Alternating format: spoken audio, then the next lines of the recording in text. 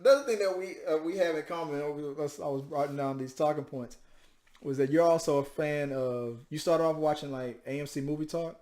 Yes. And then when it moved to Collider. Mm-hmm. And then we were talking about how John Campea, he left them before, and then came back and then left again. I'm also a fan of Collider and John Campea. And you said just like me. This is no dig because I still love both of these channels. When John Campea left again, what did you think my was going to happen? first thought was, oh, he's not going to make it without Collider. You know, he's not going to make it. Even though he didn't start Collider, but the whole movie talk thing, that was his thing, yeah. And I was like, okay, he's not going to make it leaving them. And, you know, I was thinking Collider's going to do fine. Going to do fine. And at this point, they already reached the 200,000 subscriber milestone. Yeah. They got AMC to that point until they split. AMC, I think, is still kind of there. Collider they finally hit the 200,000 when John left again. Oh, wow. And then John was under 100,000. Because the first time he left, he was just between like 15 to 30, maybe 50,000 subscribers. And he came back. And when he left again, he was like 75 to 100,000, I think. Maybe somewhere in there. Maybe between 50 to 100. And today he's at 150. Wow. But Collider is at 500,000. Okay. So they doubled since John left. Okay. And see, the funny thing was, I told myself, okay, whatever show he has, I'm not going to watch it. I'm going to stay. I told myself the same. And I found myself, I said, let me just see what he's doing one day, you know? And I was like, okay, what he's doing is way better than what's going over there in Collider. And I started watching his show more than I do Collider. And really what just, I almost kind of left Collider alone is after John Snep died. And because I felt like he was the heart of that show. I felt like if it wasn't for Heroes, I think John Schnepp probably would have probably gone on the Campea show more. Yes. I was surprised that he wasn't on. He didn't really have anybody else on his show until after Schnepp died, and then you started seeing Robert Meyer Burnett on it a lot more. So I feel like maybe that was like a missed opportunity. He probably realized, you know what, I should have had him on the show a little bit more. But he was busy too, so who knows if he had time. But I was right there with you. I was the same way. At first I was like, I'm not gonna go back again because the first time he left, I tried to watch his first show and I wasn't that entertained, and I stuck around with Collider. Then when he came back, I was like, okay, I guess these guys aren't gonna break up again, but I was wrong. But then I was like, oh, but we got more Mark Ellis, more Christian Harloff, Clark Wolf. I'm loving her. And then some weird stuff started happening. Ashley Mover left. Yeah. What was the other girl that we also said we liked? Tiffany Smith. Yeah, Tiffany. Tiffany went. Well, she was coming every now and then to do Collider talk of Jedi Council. She was a part of the Jedi Council, but she also had her own other thing. So I know why she kept going back and forth. But she was one of the things I loved. It was. You had John Campea, who I like. There are people who hate John Campea. There are people out there who really who attack him every day. There are people who hate him.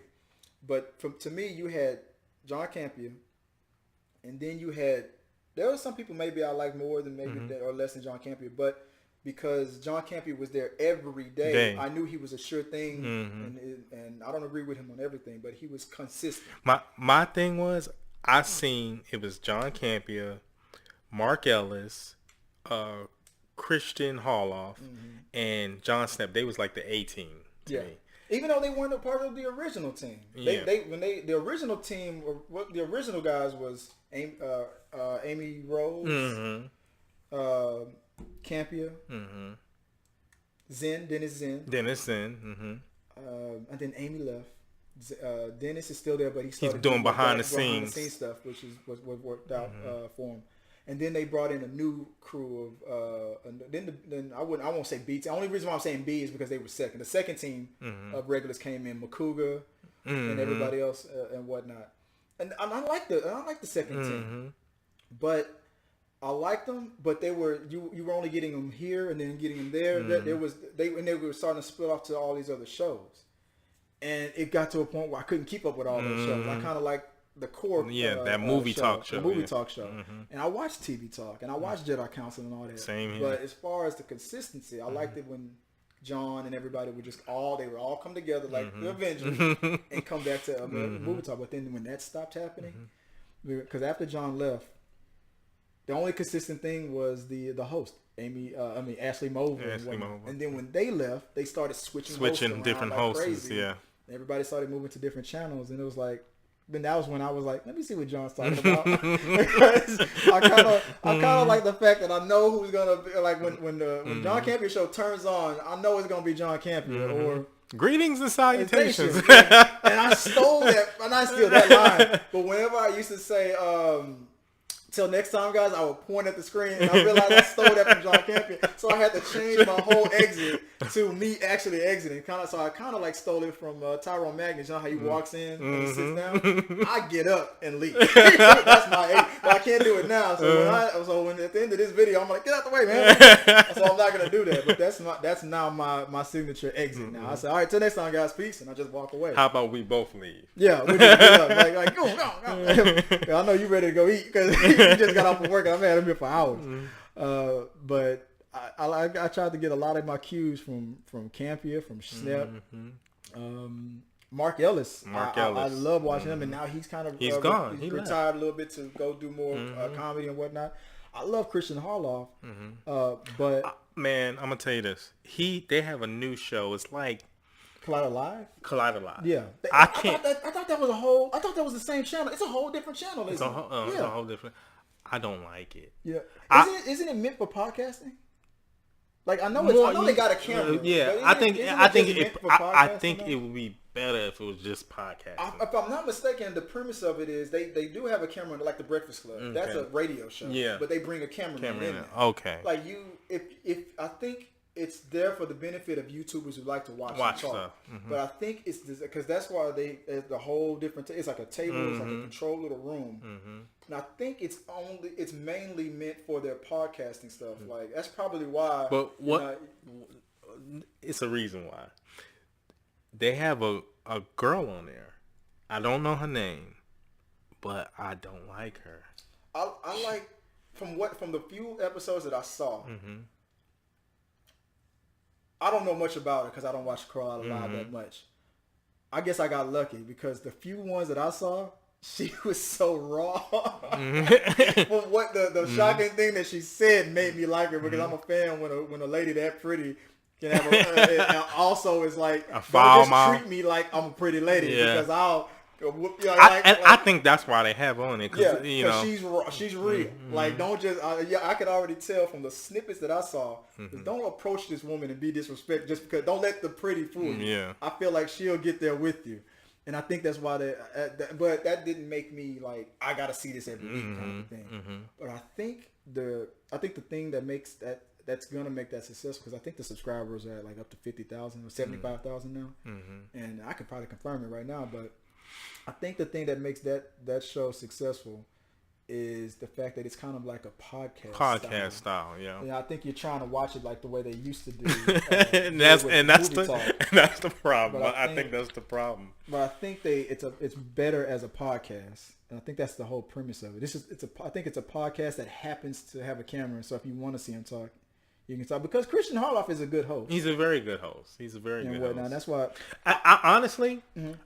How I even got to start watching Collider and is through the Schmoes Knows, which really yes, it was opposites. But I learned about the Schmoes Knows through Collider. Yeah, it was opposite for me. Watching the Schmoes Knows. First of all, I wanted to know the behind the scenes stuff. The behind the scenes stuff of movies. Right. And I said. I'm looking. How can I get the behind the scenes tips of what's going on with these movies and who's this director about the directors, and that Schmoes Knows did that. And then they kind of pulled me over to Collider. Yeah. And then I started watching Collider, and then from there, I think people complained that it felt like the Schmoes Knows guys were being allowed to take over. and turn Collider into another version of Schmo's Nose. But the guy, one of the guys, I forgot his name. He's the bald headed guy with the glasses. That guy. I think it's one of the execs at Frosty. Frost. Yeah, mm-hmm. I think from what I heard, I mean, I'm only going by based on what videos you guys all been putting out that him and Campea don't get along. They kept butting heads. And I think that's why Campea eventually left. Yeah, I think if I'm not mistaken, and this is only I'm only speculating this one because after Campea left, they started doing all these different kind of shows. I think Frosty wanted to do more like branching out and making Collider do a whole bunch of different TV different kind of shows. And I think Campea only mainly want to focus on Movie Talk, Jedi Council, and the things that he was comfortable with coming into. But doing mailbag, because for a while he was the only one doing mailbag, and sometimes he would bring in somebody else. Because you notice, like right after Campea left, then now they got, I'm looking right here, Collider Live, Movie Talk, Heroes, Jedi, Rules of Two. They got Collider TV. They got podcast. I think maybe they wanted to do all this, and Campea kept saying no. Yeah, and because look what happened after he left. People started leaving. And to be honest, why do you have Jedi Council and then the Ruler 2? I think Ruler 2 is on. Is it on the other channel or is it? I don't. You know what? I need to start taking the time and watching these shows more and getting on board with the schedule. Maybe I will become a fan again because I was okay with Movie Talk, Jedi, and Mailbag, and then when the Schmodown got introduced, I was like, okay. I love the Schmodown. I can't keep up with the Schmodown as much as they do it, like with between the Schmo's No channel and the way they would but there were certain matchups that I had to see. But to be honest, now they have a lot more Schmodown.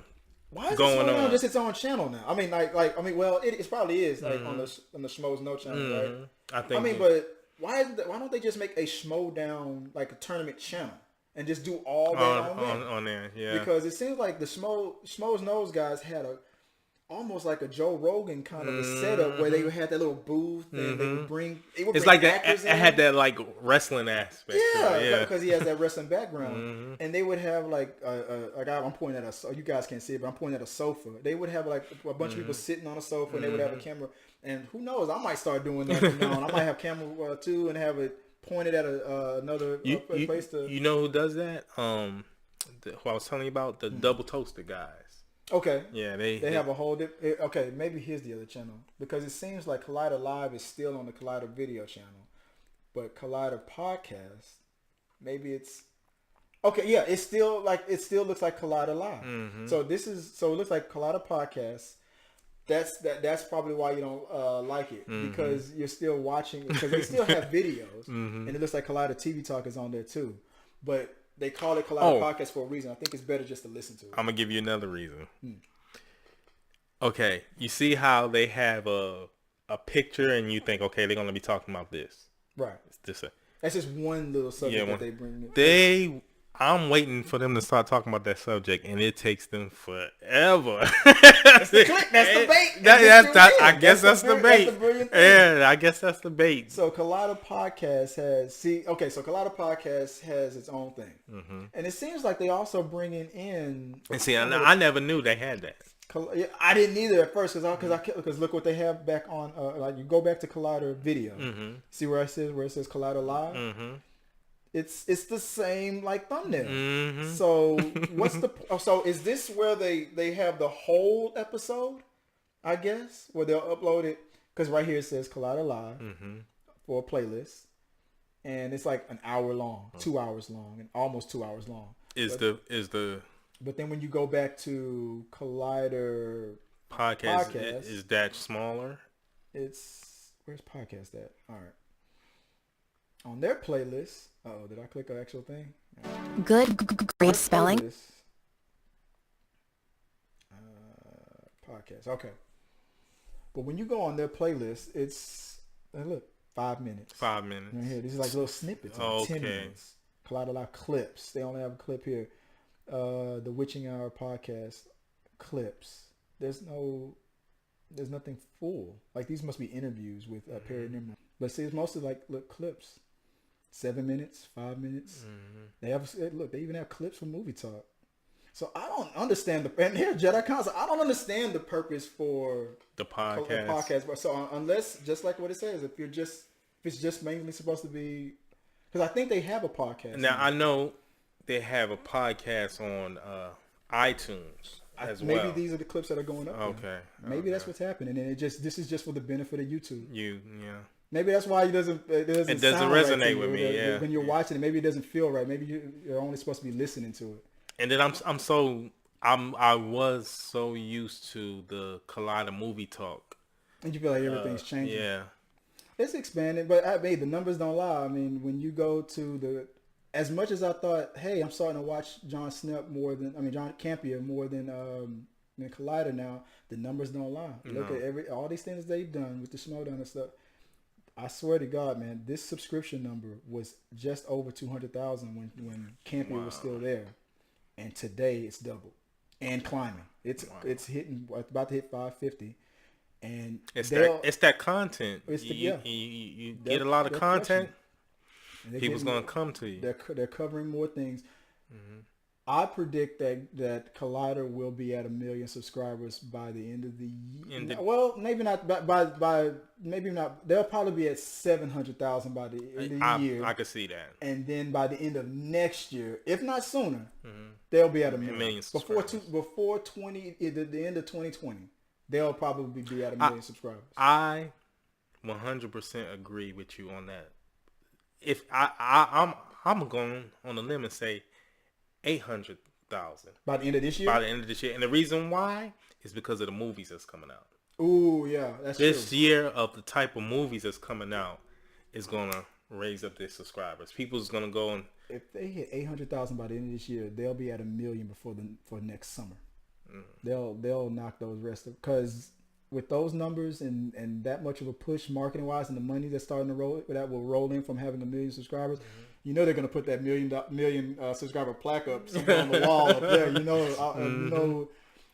And the sad thing about it is, and this is why I'm telling you, you gotta look it up. There's a lot of people who loathe John Campea, no matter what he says, no matter what he does. I'm surprised. There's a lot, and there's a bunch of videos out there. No matter what he does, no matter what he puts out, they'll say they'll say something negative on it. It's almost like what happened with that Captain Marvel thing.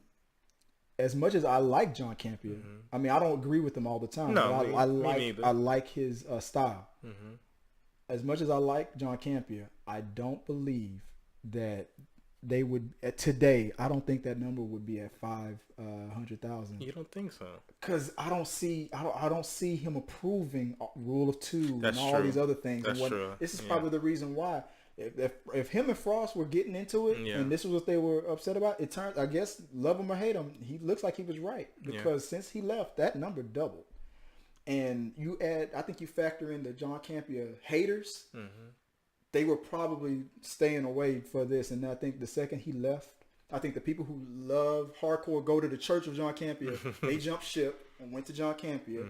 The ones that hated him came back to Collider, and then they probably spread the word, and they were like, and look, they're opening up the doors, and they're making live, and they're making movie talk, and they're making doing this and that, and now that Schnepp is gone, now I think that was a thing that kind of threw everything for a loop too. I didn't know what was going to happen after that, but I'm glad that the lady who they got to host it, Amy Allen, is that her name? Yeah, I need to start watching this stuff again, man, because when John Schnepp died, I said they better give it to her, and they did, but they gave it to her, and it was like now it's a co-host thing. Yeah. At first, it was Schnepp's thing. It was Schnepp's thing. But then when he died, they split it off and gave it to her and that other guy, and they got good chemistry. But I felt like she should have hosted it alone. His nickname is the Outlaw. Roca, John Roca. I like him. Yeah, I like John. I didn't like him at first, but then when he started doing the outlaw thing, I was like, I was rooting for him. Yes, I was rooting for him because he played the that heel thing on the tournament so well. I was like, all right, I'm a part of the Outlaw Nation now, and I want to see him succeed. And then I said, all the belts. Yeah, exactly. That's what he kept saying. And then he made. I was like, dude, you should have been a wrestler, man, because you got it. You can give a promo better than anybody. I mean, Mark and Christian are comedians, so they give a good promo. Yeah. But Rocha. And I think Rocha is trying to get into the comedian business. He's not. He's an actor, right? He does acting. But does he do stand up? I think he's trying. He's trying to do stand up. Well, he's got great delivery. Man. I swear, if you'd have told me he used to be a wrestler, I would have believed it, because he looked at that camera.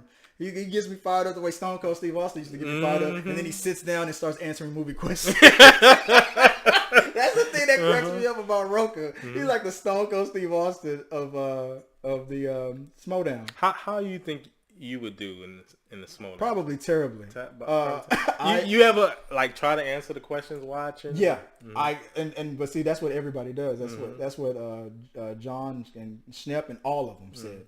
And Christian, they say all the time. They say we get a bunch of people all the time. They say they can do it. But when you're there, and it's not like it's a grand like a Tinseltown type of studio. They got a regular studio, but when you know that it's for real, you got those lights on you, and you don't have the ability to pause the video and think about it. Then they start counting down. And you got Mark Ellis, 3, 2, 1. You blew it. Your mom is watching and everybody's laughing at you now. The answer was Forrest Gump. And you're like, why did I think it was Blade? You're sitting there messing it up. But he says that's what everybody does. So I honestly think I would do terrible at first, and then if I got used to it. I would love to do it. I would love to do it at least once. Try it out. Stacey Howard. Miss Movies back when she was still doing it, and then I have a friend that lives close by to where they work out out there in California. There was an opportunity where if I would have just stayed consistent with communication, and if I had the time and ability to go to California, there might have been there is a lane that I could probably exploit, but I couldn't stay consistent. I had no way I was going to get to California anytime soon. So I forgot, and I think that door is probably all but closed. But I could probably maybe open it a little bit. Never say never. Never say never. Never say never. Get the channel. Yeah, let's get our channels up to like 10 to over 10,000 and 20 to 50,000 subscribers. Maybe it could happen. But I would love to do it. It would be a lot of fun. And who knows? Maybe one day you can bump into Christian Harloff. We'll have it all set up. I'll rig it to where it looks like he's almost about to get ran over, and you just save his life as the last second. Turns out I was the driver the whole time, and you're like, "Oh my God, you okay, sir?" Man, that was almost like that movie. Have it all set up, and then you hear me walkie-talkie, and that's me. I'm like Jason. His operation. Get him on there. Get him on Schmodown. Are we green? And you're like, you probably should just ignore that. And then we're in. But like you said, you never know. It'd be fun, man. Whoa. Hey, before I forget, I'm not even wearing the same clothes. Doesn't even matter. Movie magic. Thanks for watching the video all the way to the end. Like if you like, share if you care, comment for a compliment, subscribe to the tribe, and if you want to know more about how you can send me a message and be a part of We Got Your Mail, that's coming up right here. Check this out.